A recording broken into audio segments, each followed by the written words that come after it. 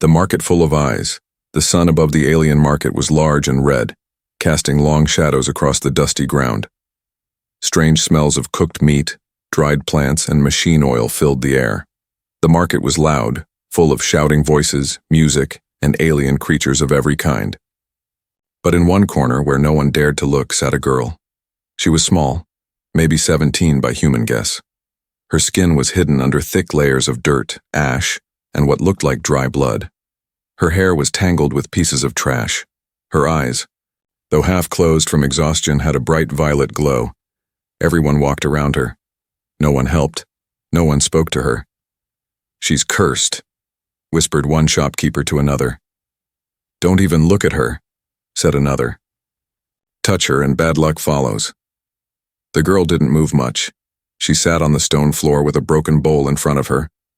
Once she reached out with a shaky hand for a piece of fruit that had fallen to the ground. A tall alien in thick armor kicked her hand away. "Filthy creature," he spat, laughing. That's when a man stepped forward.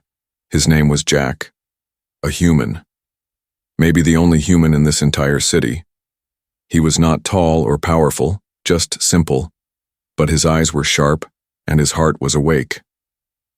Jack had seen the girl earlier that week, sitting in the same spot. Today, he stopped.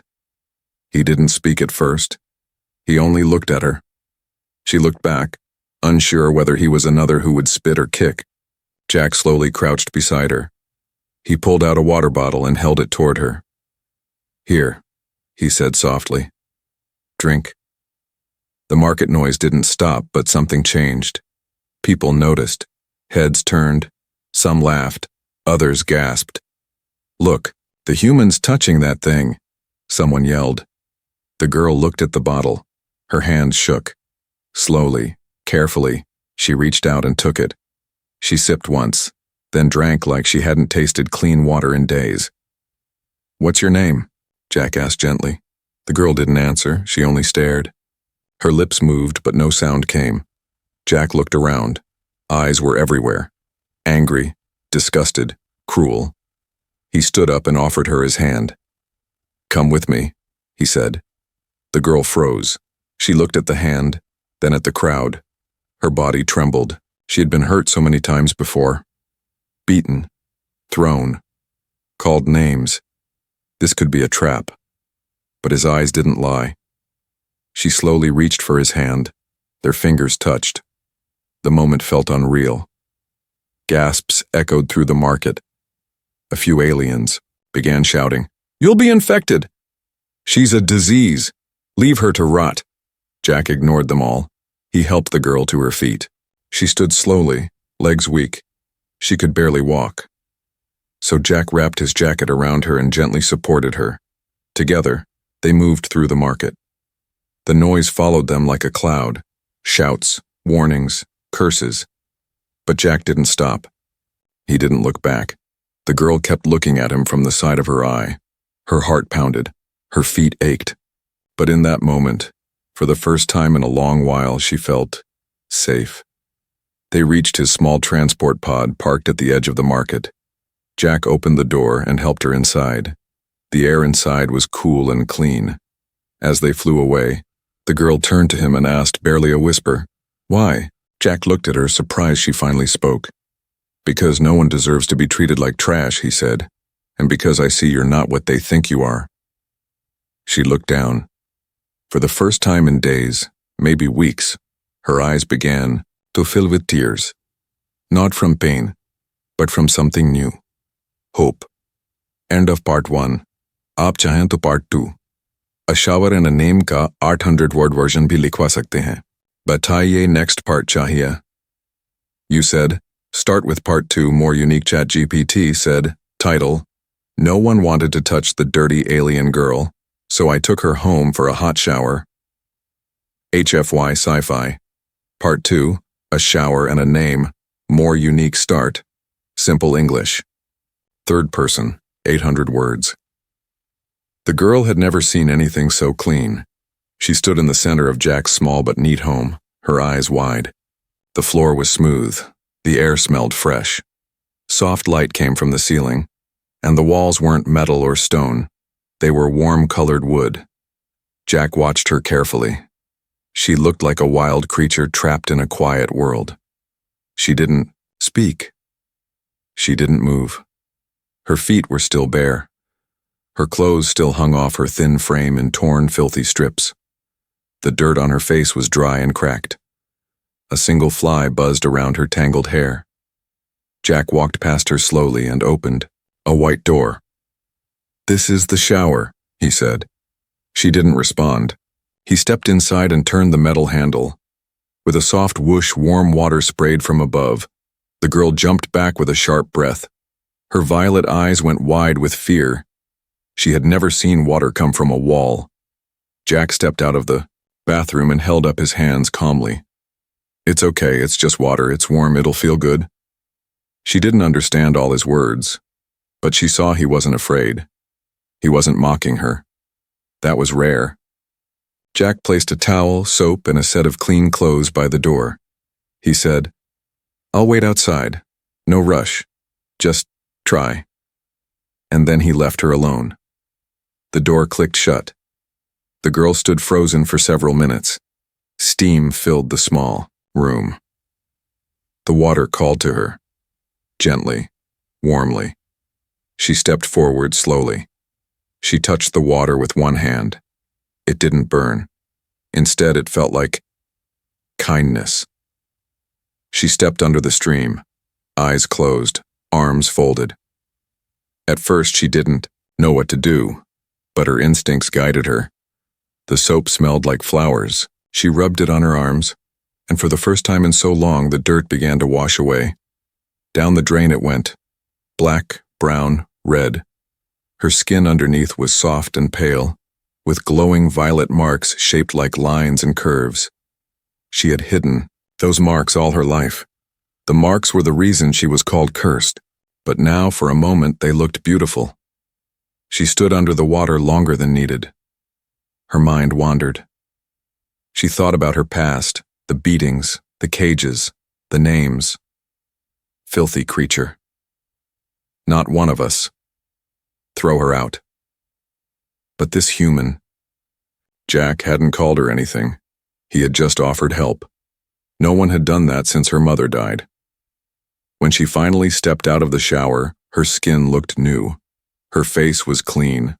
Her hair was wet but soft.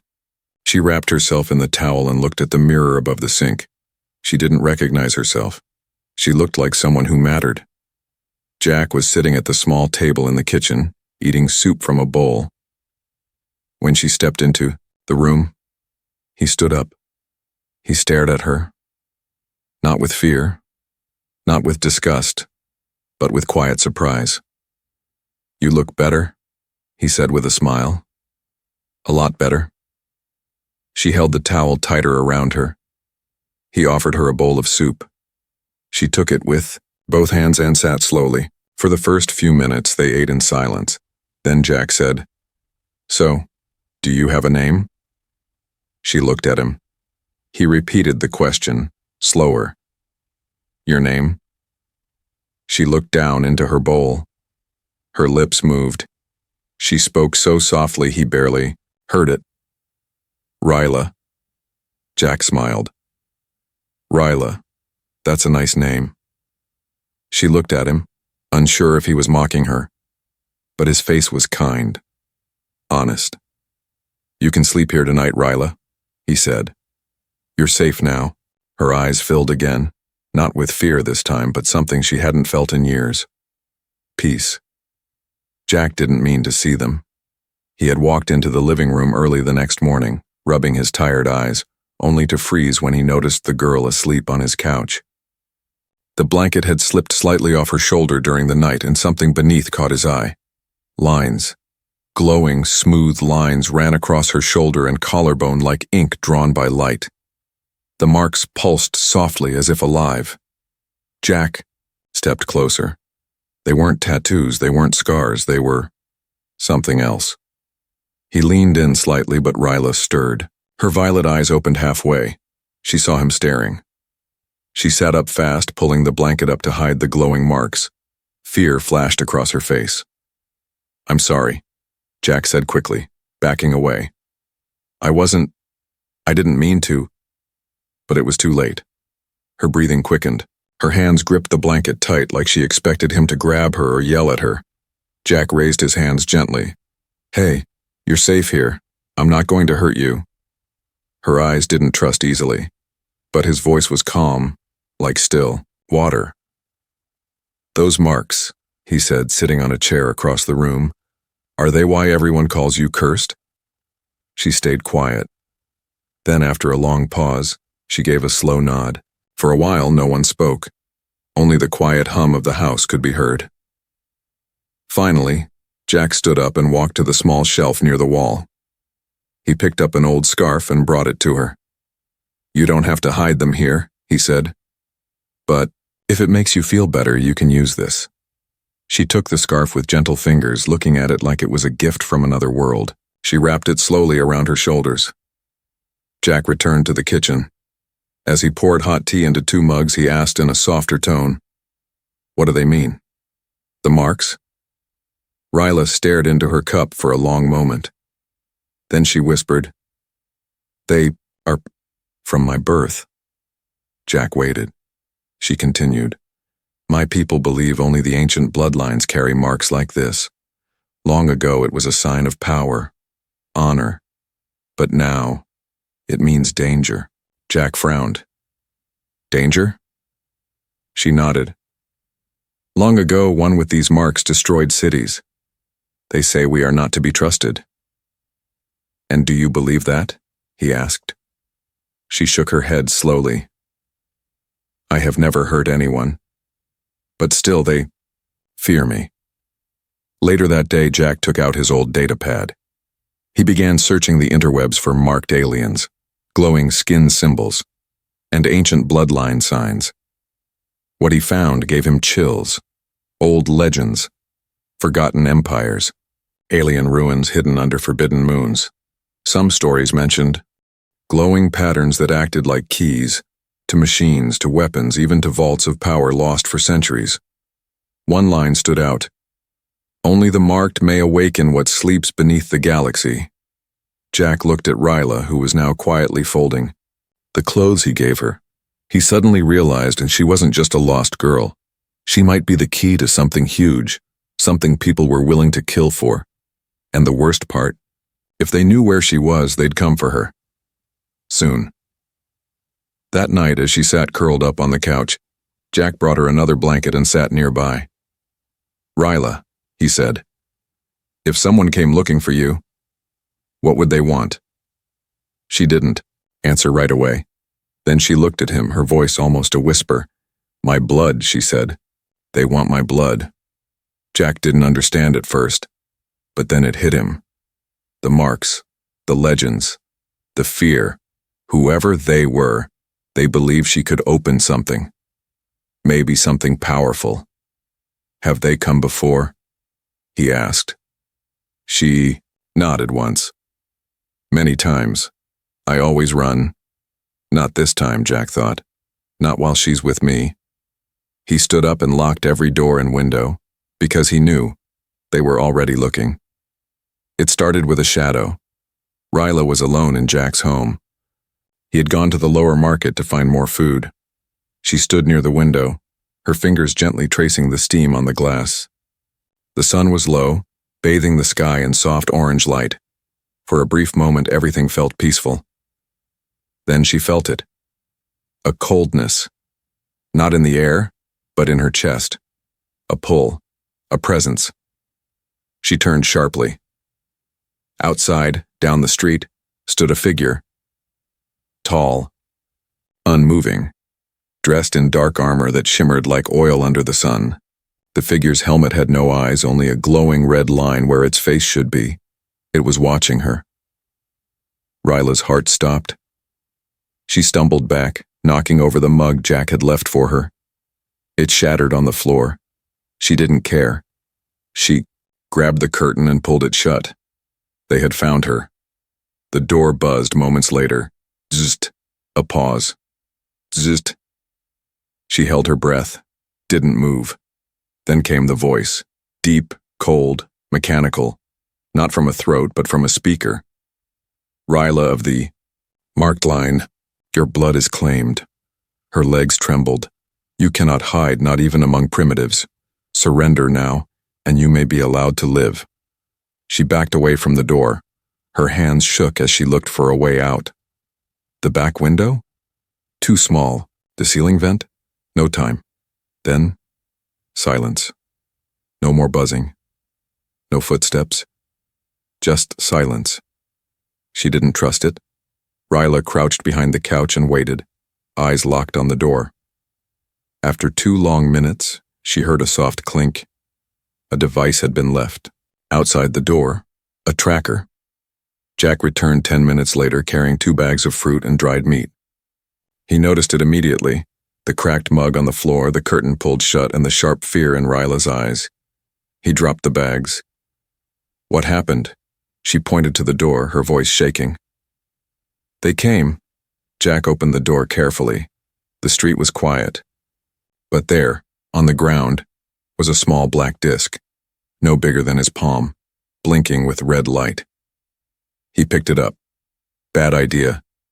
The disc pulsed once in his hand, then went still. Is this a tracker? He asked. Ryla nodded. They'll know now. Where I am. Jack didn't panic. He shut the door and locked it, then pulled Ryla to the table. Tell me everything. Who are they? She swallowed hard. They are from the Crimson Crown, she said. Hunters of ancient blood. My people called them the Black Wing. They destroy or capture anyone born with the marks. But why? Ryla hesitated. Because we are keys. Our blood can unlock relics left behind by the first starborns. Weapons, ships, technology that even their empire fears. Jack stared at her. He didn't want to believe it. But after what he'd seen on the net, the stories, the marks, it all fit. They want to use you? He said. She shook her head. No, they want to erase me. Only one with the mark can stop them. They fear that. Jack walked to his bedroom. He returned with a small metal case. Inside was a hidden pistol, something he had smuggled years ago from a human shipyard. He placed it gently on the table. If they come back, he said, we don't run. We fight. Ryla looked at the gun, then at Jack. Her lips trembled. You'd fight for me? He didn't even blink. I'd die for you. And with those words, the hunted girl who once sat in the dust felt her first taste of strength. They weren't alone anymore, but war was coming, and time was running out. The city lights flickered, not because of a power cut, but because something unnatural had entered the grid. From a rooftop far above, a black drone scanned the buildings. It moved silently, its red eye blinking slowly as it searched. It was looking for one thing. A pulse. A match. A marked one. Inside Jack's small home, the alarm on his datapad began to beep. He checked the screen. Motion sensors triggered. One drone had passed over the house twice. Jack turned to Ryla. We need to go. Now. She looked at him, fear in her eyes. They know. He nodded. They're close. If we wait, they'll bring more. Ryla stood quickly. She grabbed the scarf from the chair and wrapped it around her glowing marks. Jack opened a hidden panel in the floor, pulling out a gray metal bag, emergency supplies. He handed her a small chip. Put this in your pocket. If we get separated, it'll lead you to the backup hideout. Ryla took it. You planned for this? Jack gave a weak smile. I used to smuggle tech for people who had nowhere to go. I know how to run. They slipped out the back door. The sky above buzzed faintly. Patrol drones. Jack and Ryla moved through the narrow alleys. The ground was wet from last night's rain. Their footsteps were soft, quick, careful. Ryla suddenly stopped. Ahead, 2 black-armored figures were standing near the end of the alley. Jack pulled her into the shadows. We go around, he whispered. But then the tracker beeped again. Too late. The figures turned. Ryla, one shouted. Surrender! Jack pulled out his pistol and fired. Crack! The shot hit one figure in the chest. He dropped, stunned, but alive. "Run!" Jack yelled. They darted into the next alley as laser blasts lit up the night behind them. Ryla ran like her life depended on it, because it did. They passed through an old tunnel, slid under a closing gate, and finally reached an abandoned warehouse. Inside, Jack sealed the door with a metal bar. Both of them collapsed on the ground, gasping for air. "I'm not fast enough," Ryla said, holding her side. "You should leave me, I'll slow you down." Jack shook his head. "You're not slowing me. You're the reason I'm running." She looked at him confused. Jack leaned forward. "Back there. I wasn't afraid. Not for me. For you." Ryla's eyes softened. Jack pulled a map from his pocket and pointed at a hidden zone near the city's edge. "There's a shipyard there. An old friend owes me a favor. If we can reach it, we might escape the planet. But even if we run," Ryla said, "they'll keep chasing me. Forever." Jack looked at her seriously. "Then maybe we stop running." Suddenly, the walls of the warehouse lit up with red light. They had been scanned. The front door shook with a heavy boom. "They're breaching," Jack said. "We have to make a stand." He handed Ryla a second weapon, one he had never used before. A shock pulse gun, strong enough to stun armor. Ryla looked down at the glowing weapon, then back at him. She took a deep breath. "If we die here," Jack interrupted, "then we die fighting. Together." The door exploded inward. Black-armored enemies stormed in. Jack opened fire. Ryla raised her weapon, and for the first time, she didn't hide her marks. They glowed. Bright. Hot. Alive. And as the first soldier reached for her, she let go. A pulse of energy burst from her body, throwing the attackers back like rag dolls. The warehouse shook. Jack stared in awe. "You said you couldn't fight." "I didn't." "No, I could," she whispered. Now they had a real chance not just to run, but to win. The warehouse walls were cracked. Smoke floated in the air. Shattered armor and fallen enemies lay across the floor. Jack couldn't stop staring at her. Ryla stood at the center of the room. Her skin glowed faintly violet. The strange lines across her arms and neck were now bright, alive, pulsing like a heartbeat. Her eyes, once full of fear, burned with quiet fire. But she looked shaken, not by what had happened, by what she had done.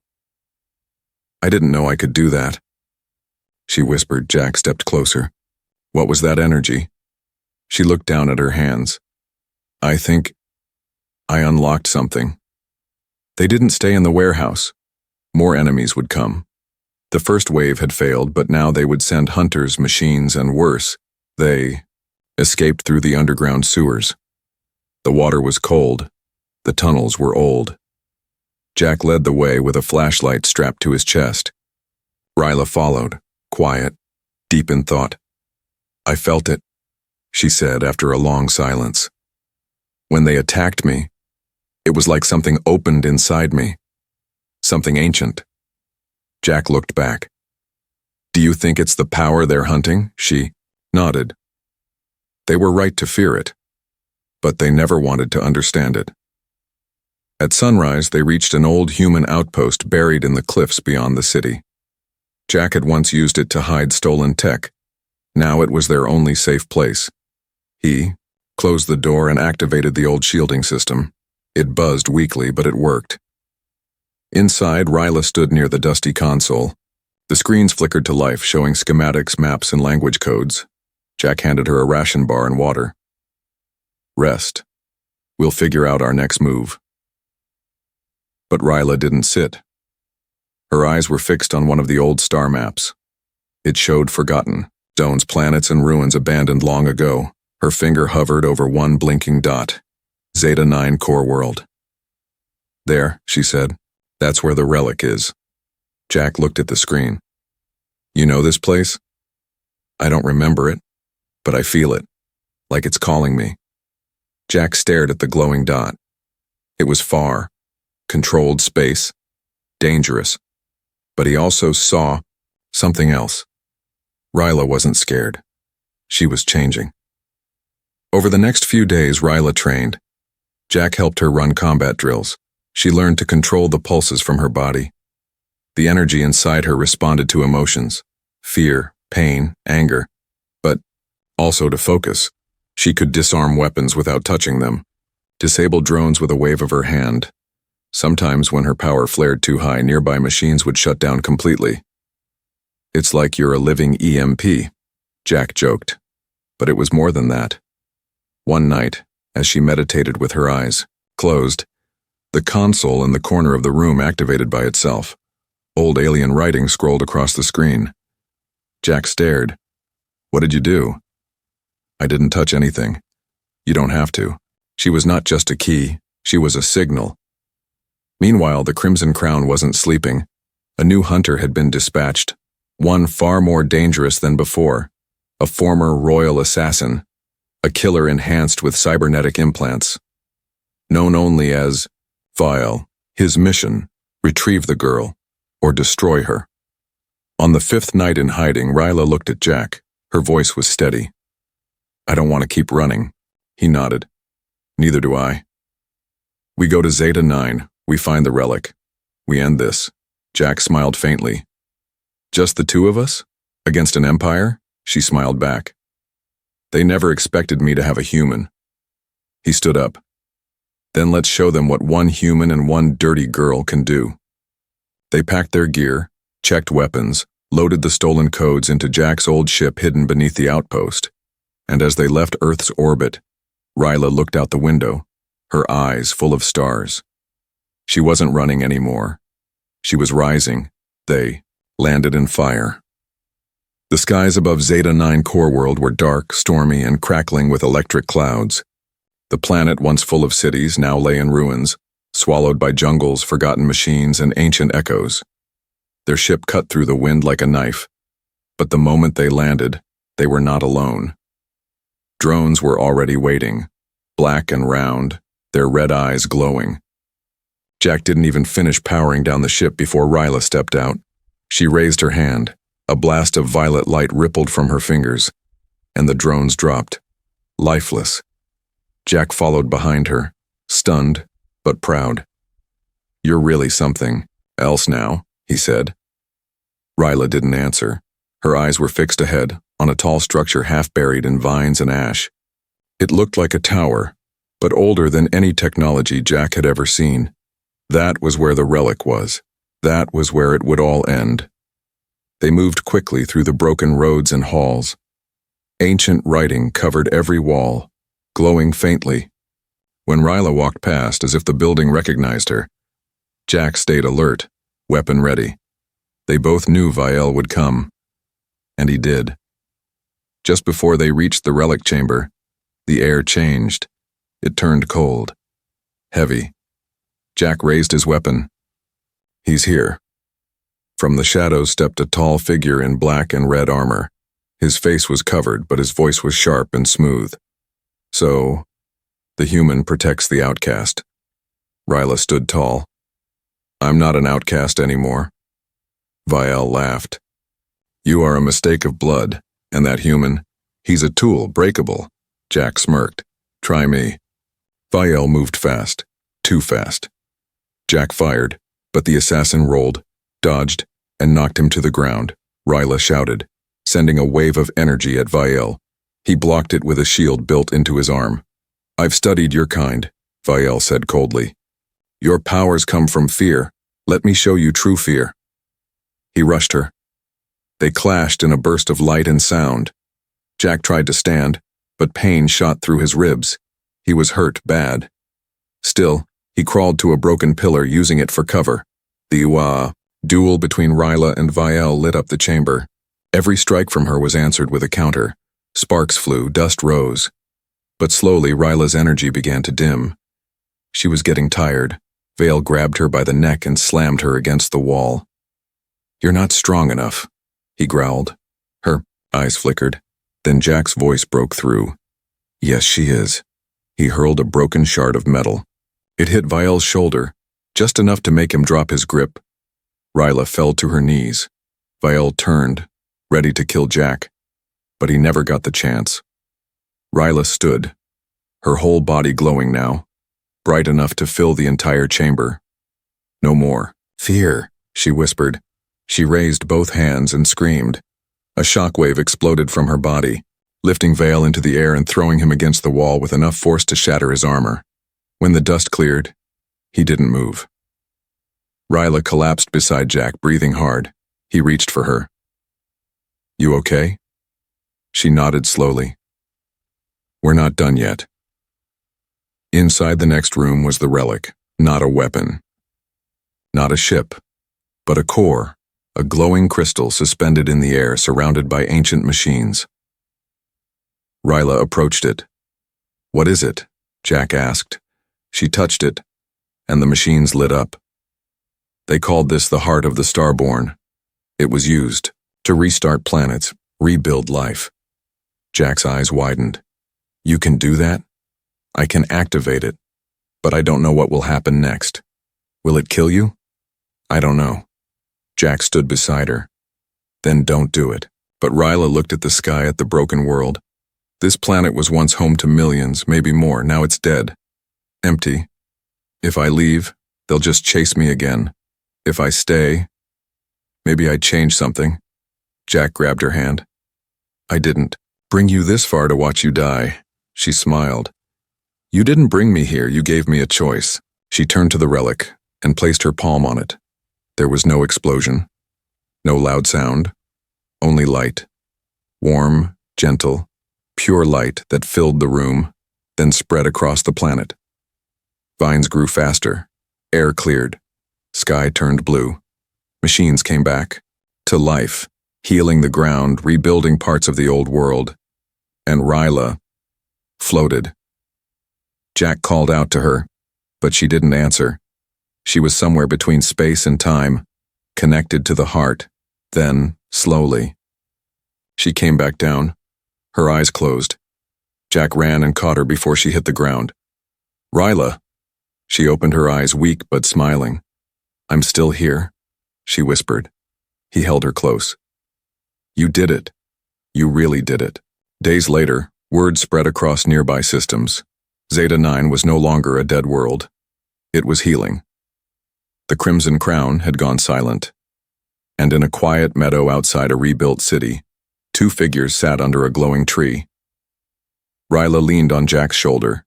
She wore a simple dress, her marks still glowing, but now openly. No one feared them now. Children played nearby. Aliens from different worlds helped rebuild together. A little girl walked up and gave Ryla a flower.